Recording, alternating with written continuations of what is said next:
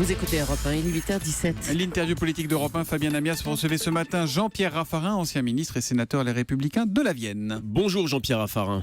Bonjour à vous, bonjour à tous et bonjour à mon ami Nicolas que j'ai entendu tout à l'heure. Voilà, et qui Nicolas Canteloup alors. Je n'ai entendu que Nicolas Sarkozy. Non. Et Canteloup est là aussi.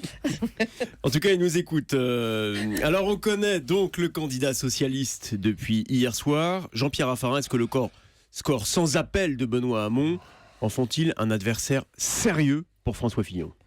Oh, je ne pense pas que ce soit un adversaire qui puisse être au second tour de l'élection présidentielle. C'est quelqu'un de qualité, je n'ai pas à le critiquer. Mais au fond, pour moi, hier, on a vu apparaître l'élection d'un premier secrétaire du PS. Et puis, avec François Fillon, on a eu un discours d'un vrai président.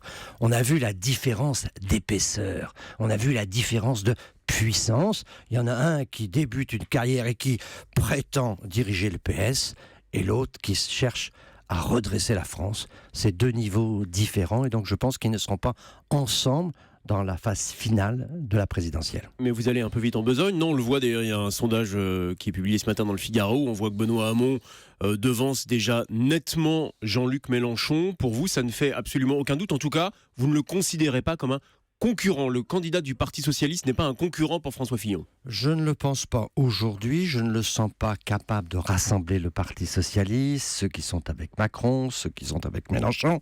Ils sont trois aujourd'hui pour exprimer une pensée politique. C'est quand même beaucoup pour une élection présidentielle et pour une qualification au second tour. Donc il y a beaucoup de divisions. En plus, c'est au fond la critique sévère et rigoureuse du quinquennat de M. Hollande. Donc c'est l'opposition à tout ce qui s'est fait pendant 5 ans. C'est le contre-bilan qui est aujourd'hui présenté. Au moins, il ne sera pas tributaire d'un bilan. C'est une majorité qui va aux élections en présentant un contre-bilan. C'est quand même assez étonnant. Ça ne me paraît pas être de longue portée. Votre problème aujourd'hui, ça n'est peut-être pas Benoît Hamon, en tout cas on le verra, mais il porte un nom, Emmanuel Macron. Est-ce qu'Emmanuel Macron, c'est aujourd'hui celui qui fait peur à François Fillon ? François Fillon l'a dit hier clairement, il n'a pas peur. Je pense qu'il a montré cette forme de caractère puissant. Il a les qualités, je crois, François Fillon, pour affronter cette épreuve. J'y reviendrai. Mais pour revenir à votre question, je pense qu'il y a un phénomène Macron, il ne faut pas le nier. Pour le moment, au fond, il avance assez discrètement, plutôt masqué, plutôt à la lisière du champ de course. On ne le voit pas vraiment sur la piste. On ne sait pas quelles sont ses propositions. Il fait de l'image, il est très prudent et finalement il récolte des mécontentements et probablement des électorats qui sont entre eux incompatibles. Donc plus il va entrer sur l'arène, donc il sera la compétition elle-même. Je pense que là il y aura des divisions et je pense qu'il aura moins de capacité de rassemblement. Pour le moment, c'est au fond une très belle opération marketing, de non-engagement. Ça reste flou et c'est pour le moment efficace. Néanmoins, nous sommes à, je crois, 83 jours du premier tour de l'élection présidentielle. Le sondage Sofres publié ce matin dans le Figaro donne François Fillon et Emmanuel Macron au coude à coude, 21 et 20% d'intention de vote. On ne peut pas nier ce phénomène. Alors, bon, en ce qui concerne les sondages, moi j'ai été avec Alain Juppé complètement vacciné, donc je suis extrêmement prudent sur tout ça. Ce que je vois, c'est que la campagne commence juste. Il y a un candidat à droite et au centre qui est un candidat qui a été désigné par une primaire massive avec quelque chose qui est un résultat incontestable, puissant. Et puis face à cela, il y a une gauche qui est très divisée, très dispersée. Quand on va entrer dans la campagne, je pense qu'il va apparaître clairement qu'il y a une ligne politique avec, je pense, une réponse à la gravité de la situation. N'oublions pas le contexte. Cette élection, c'est pas un match de foot ni un match de hand. C'est répondre aux difficultés du pays et du monde. Aujourd'hui, la situation est extrêmement grave. Je crois qu'on n'a jamais été au bord de telles tensions. Je pense aux élections américaines. Je pense à ce qui se passe partout dans le monde. Et donc, Fillon, c'est une belle réponse de courage, d'expérience, d'autorité. C'est ça, je crois, qui va apparaître dans la campagne. Face à cela, la gauche me paraît divisée, dispersée. Ils vont avoir du mal à se rassembler. Il vous a ému, touché hier, François Fillon, dans son discours à la Villette ? Ah oui, on avait, pour beaucoup d'entre nous, les larmes aux yeux. C'était puissant, ça venait de l'intérieur. Et donc, je pense qu'il a convaincu par l'émotion, mais il a aussi convaincu parce qu'au fond, les épreuves lui ont donné l'épaisseur présidentielle. Ça suffit, convaincre par l'émotion, parce que fondamentalement, depuis les révélations de mercredi, il y a les réponses fortes sur l'émotion, il y a la posture, il y a la stature, très bien. En revanche, il n'y a pas de réponse précise sur la réalité de l'emploi de son épouse. Est-ce que ça suffit pour vous ? Je le connais depuis longtemps. Pour la première fois hier, je le voyais en président. Il avait l'épaisseur d'un président. Et je crois, c'est triste, mais il faut les épreuves pour avoir cette épaisseur, cette puissance. Aller chercher au fond de soi des ressources qui vous permettent d'affronter les difficultés personnelles, celles qui font le plus mal. Il avait cette hauteur de vue, cette capacité à dépasser les difficultés. Donc franchement, hier, il était président. Quand je voyais hier soir Benoît Hamon, il y avait vraiment d'un côté un premier secrétaire et de l'autre côté un président. Pour la première fois, j'ai senti l'épaisseur présidentielle de François Fillon. Donc vraiment. Vous n'exprimez aucune inquiétude sur sa candidature ? Je pense qu'il va faire face à toutes les difficultés.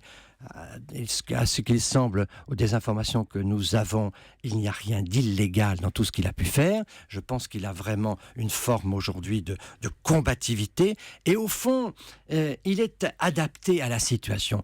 Pour la politique économique, il nous faut du courage, il l'a. Pour la politique extérieure, il nous faut de l'expérience, il l'a. Pour la politique intérieure, la justice, la sécurité, il faut de l'autorité, il l'a. Il est l'homme de la situation aujourd'hui et je pense qu'il faut faire apparaître ça dans la campagne et c'est ce que nous allons faire. Il n'a pas cédé un pouce, notamment sur la réduction du nombre de fonctionnaires. Alors il dit plus 500 000, mais il dit 8% de 6 millions, ça fait 480 000. Bref, on dit la même chose. L'ouverture, le geste en direction des classes populaires que vous-même, en tout cas dans l'entre-deux tours, vous aviez évoqué en récusant la brutalité de sa campagne.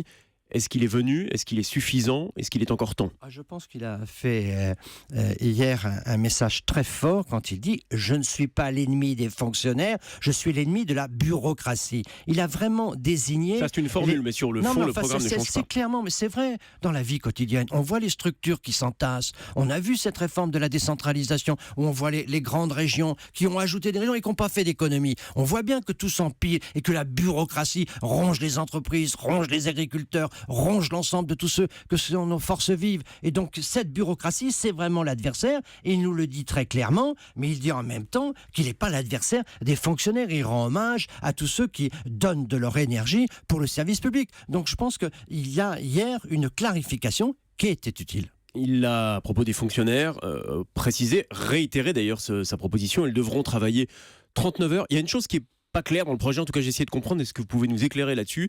Travailler 39, oui, ils seront payés 39 heures les fonctionnaires ? Écoutez, il va y avoir des négociations et donc il y a déjà des contacts qui ont été pris avec les partenaires sociaux. Ce que veut François Fillon, c'est qu'il puisse y avoir des négociations et qu'on puisse revenir à un dispositif où dans l'ensemble, on travaillera plus dans le pays, mais on pourra le faire branche par branche, secteur par secteur. Donc franchement, sur ces questions-là, il ne s'agit pas d'imposer quelque chose, il s'agit de conduire le pays à plus travailler. On n'est pas certain que les 39 seront payés 39. Non, il est clair qu'il y aura des négociations. Et donc, il a dit très clairement qu'il ne voulait pas le diktat syndical, mais qu'il voulait le dialogue social. Donc dans ce projet qui est porté aujourd'hui par la droite et le centre, le dialogue social reste présent. François Fillon, hier, n'a pas commenté les décisions de Trump sur les restrictions d'entrée aux États-Unis pour les ressortissants de pays musulmans, sur la fermeture des frontières aux réfugiés qui ont été condamnés par exemple des dirigeants comme Trudeau, comme Merkel. Le monde, selon Trump, est-ce qu'il doit nous inquiéter ? Ou est-ce qu'il doit nous inspirer, pour terminer ?